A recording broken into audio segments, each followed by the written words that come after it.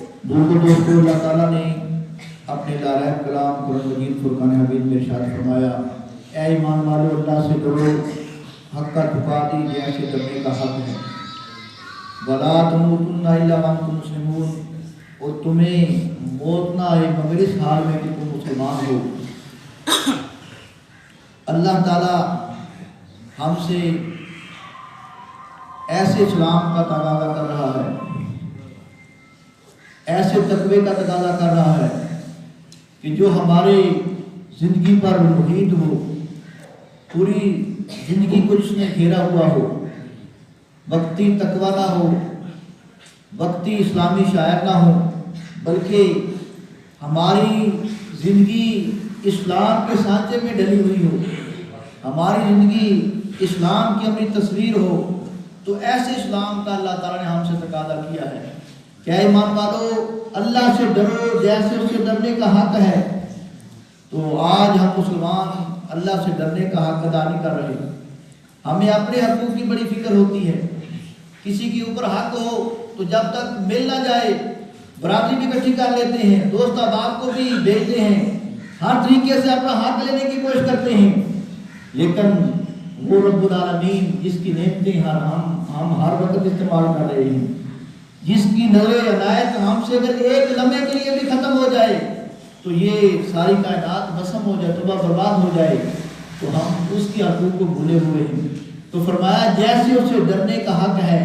ظاہر میں باطن میں ہر جگہ اس کا خوف رکھو۔ مولا کائنات کا ایک قول دین میں آیا کہ آپ نے فرمایا تنہائی کی گناہ سے اپنے آپ کو بچا کے رکھو، کیوں؟ اس وقت جو تمہارا گواہ ہے وہ تمہارا منصف بھی ہے، اس وقت جو تمہارا گواہ ہے اللہ تعالیٰ ہے تو وہ منصف بھی ہے، وہ انصاف کرنے والا ہے، تو اس لیے تنہائی کی گناہوں سے اپنے آپ کو بچا کے رکھو۔ تو فرمایا ایسے اللہ سے ڈرو جیسے اسے ڈرنے کا حق ہے۔ تو اسلام مسلمان، اسلام جو ہے آج ہمارے پاس صرف نام ہے، عمل نہیں ہے، ہم نام کے مسلمان ہیں، عمل کے مسلمان نہیں۔ تو اس لیے اللہ تعالیٰ نے اس آیت میں جو تقاضا کیا ہے کہ اے ایمان والو اللہ سے ڈرتے رہو، ہر وقت ڈرتے رہو جس طرح کہ اسے ڈرنے کا حق ہے، اور تمہیں جب دنیا سے روانگی کا وقت آئے، موت آئے، تو تمہارا خاتمہ ایمان پر ہو چکا ہے، اس انداز میں زندگی گزارو۔ تو اللہ تعالیٰ ہمیں عمل کی توفیق عطا فرمائے۔ تو حدیث کریمہ آپ کے سامنے پڑھی ہے، اللہ تعالیٰ کے محبوب نے فرمایا کہ جب بندے کی موت کا وقت آتا ہے، اذا مات الانسان، جب بندہ مر جاتا ہے تو ان کا عمل اور اس کے عمل کا سلسلہ ختم ہو جاتا ہے۔ صدر تھا صدارت ختم، وزیر تھا وزارت ختم، ملازم تھا ملازمت ختم، سارے کام ختم، الا من ثلاث، لیکن 3 عمل ایسے ہیں کہ مرنے کے بعد بھی اللہ تعالیٰ کی رحمت کی وجہ سے